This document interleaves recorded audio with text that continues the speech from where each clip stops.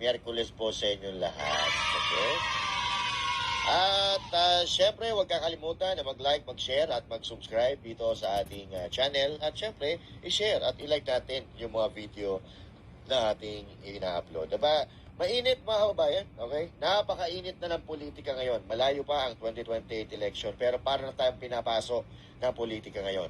At ito, isa sa mainit ang mga pasaring ni Mayor Baste kay Saldico at Martin Romualdez na di umano nagsitaasan ang SALN mula 2022 hanggang 2025. At ayon po kay Mayor Baste Duterte, harap-harapan tayong binabalasubas, hindi pa natin nakikita ang susi ng ebidensya, ang paglobo ng ari-arian ng mga animal.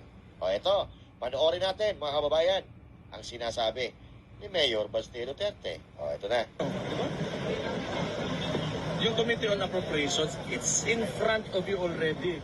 Martin Romualdez's SALN in 2022 was only 200 million, ngayon 3 billion na. It's in front of you. Look at that. Naku, nagalit tuloy si Mayor Baste. Sabi ni Mayor Baste, noong 2022, ang SALN ni Martin Romualdez ay 200 million. So ngayon, 3 billion, ay wow. What the fuck? Ang laki ng itinaas. Anyari? Malaki sweldo?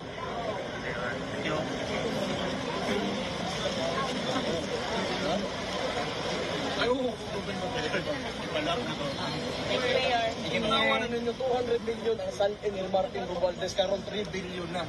Asa kang itag politiko nga in 3 years 2 billion ka pinagisaka sa SALN.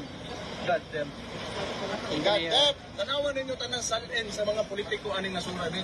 You have your answer. That's it.